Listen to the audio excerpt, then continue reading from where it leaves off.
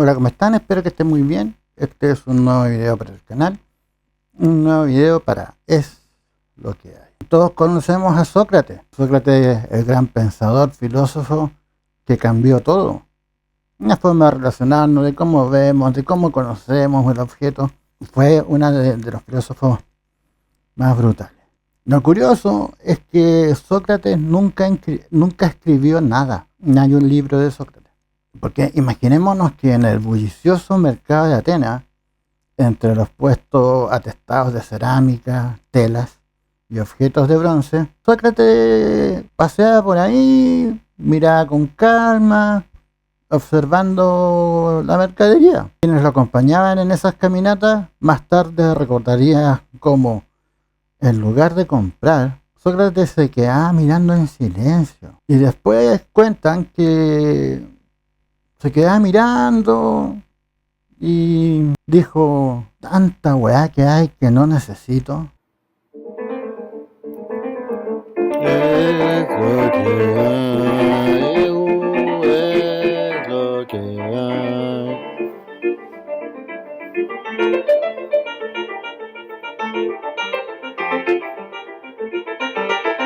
La escena, claro, es reveladora, no tanto por el ingenio de la frase, sino por la actitud del filósofo. Ahí está el germen de su filosofía y por tanto de la filosofía occidental moderna.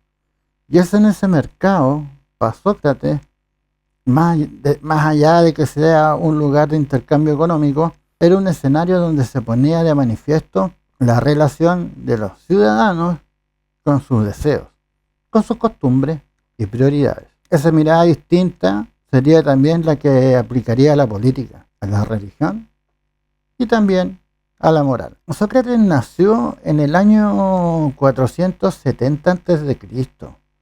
Fue hijo de un cantero. ¿Qué será un cantero? No es difícil.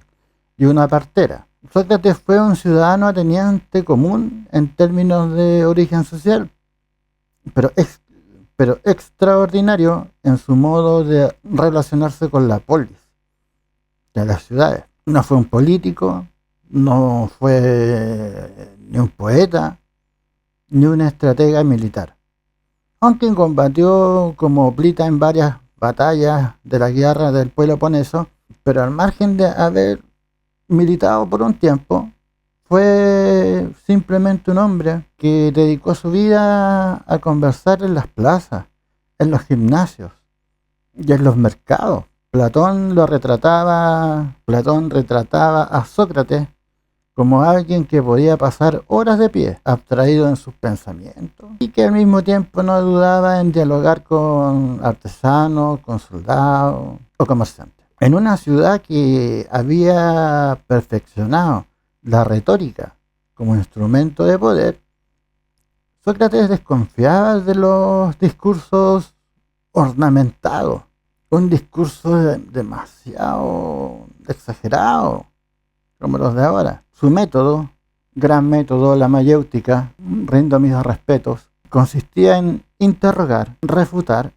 y obligar a su interlocutor a reconocer su propia ignorancia. Más allá de ofrecer respuestas, él abría preguntas. Esto le generó fama de sabio y también de un hueón desagradable. Frente a los sofistas que cobraban por enseñar a argumentar, él aseguraba, Sócrates, no poseer ninguna sabiduría. Solo sé que nada sé. Y ese reconocimiento de la ignorancia era para él el primer paso del conocimiento y hacia el conocimiento. Su figura no fue ajena a las tensiones políticas de las Atenas de su tiempo. La derrota frente a Esparta y la posterior crisis de la democracia lo situaron en el centro de las sospechas. Algunos de sus discípulos estuvieron ligados a movimientos oligárquicos y a conspiraciones. Aunque él no participara directamente en esas intrigas, la asociación bastó para convertirlo en un personaje incómodo para el poder. En el año 399 a.C., fue acusado de corromper a la juventud y también de no ser pío, es decir, la impiedad, no ser como humilde contra los dioses de la ciudad. El juicio que tuvo Sócrates, uno de los episodios más célebres de la historia occidental, lo terminó por condenar a muerte. Y según el relato de Platón en la Apología, Sócrates se defendió sin recurrir a la demagogia, aceptando la pena como gesto, es decir, el castigo, la sanción como gesto de una vida coherente. Prefirió morir antes que abandonar la filosofía o aceptar un exilio que le hubiese impedido seguir hueveando en Atenas. Cuando hablan del ostracismo, es lo que se le ofreció a Sócrates. Pero Sócrates dijo, no, yo me quedo acá, yo soy porfiado, yo hice nada, no he hecho nada. Lo más divertido y paradójico es que Sócrates se transformó en un filósofo y en un referente filosófico sin haber dejado ninguna obra escrita. Todo lo que sabemos de él procede de sus discípulos contemporáneos: Platón, Jenofonte, Aristófanes y Aristóteles. Esto ha generado que ciertos estudiosos se pregunten y lo llamen la cuestión socrática. ¿Hasta qué punto podemos distinguir al Sócrates histórico de las reconstrucciones literarias y filosóficas que se hicieron de él? Claro, porque como el Juan no dejó nada escrito, ¿cómo yo me puedo fiar de que Aristóteles, su mayor seguidor, lo que él escribió sea exactamente el pensamiento de Sócrates y no haya sido contaminado? Es lo que pasa con Jesús. Jesús histórico no existe. Pensar que un siglo después, 500 años, un siglo, no me acuerdo, no, pues bueno, 500, sí, no, ya, 500 años después, por poner un... Ya se me olvidó. La weá es que muere Jesús y millones de años después, más de como 500 a lo mejor, o 200, 300, no sé, se escribieron los evangelios. ¿Y cómo yo puedo decir que es fidedigno si los hueones escribieron los evangelios cuando Jesús había muerto? Pero más allá de estas dudas, hay rasgos que parecen claros. Sócrates defendía la virtud y defendía que la virtud estaba ligada al conocimiento. Nadie hace mal sabiendo que está haciendo mal, sino por ignorancia. La tarea del filósofo era, por tanto, ayudar a los ciudadanos a que pensaran y examinasen sus propias vidas, porque una vida no examinada no merece ser vivida, sostenía. Este énfasis en la ética individual, en la necesidad de cuidar el alma antes que la riqueza o el poder, fue una auténtica revolución para su tiempo. Seamos buenos, chucha, no, pues yo quiero comprar, weón. Yo quiero ser... no, weón, revísate. Mejórate, como dicen ahora, terapéate. Su muerte no apagó su influencia, al contrario, la multiplicó. Platón construyó a partir de su maestro, se nos enreda, Platón es el que seguía. Bueno, que estaba Platón y estaba Aristóteles también. Pero la muerte no apagó su influencia, al contrario, la multiplicó. Platón construyó a partir de su propio maestro el núcleo de su propio pensamiento, y Aristóteles, aunque crítico, heredó también ese impulso por fundar la filosofía como una búsqueda racional de principios. Los cínicos, los estoicos, los epicúreos vieron en Sócrates un ejemplo de vida coherente, de libertad interior, de independencia frente a la opinión pública. Cuando aparece el cristianismo, su figura se reinterpretó como la de un mártir pagano que prefirió morir antes que traicionar sus convicciones. Y en la modernidad se convirtió en un emblema de la conciencia crítica al poder.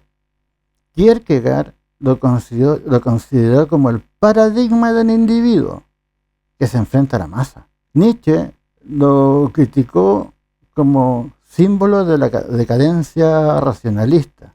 En el siglo XX, su figura reapareció como un modelo de resistencia civil. En términos estrictamente históricos, Sócrates encarna el paso decisivo de la filosofía como especulación sobre la naturaleza hacia una reflexión de la ética, de la política y el sentido de la vida humana.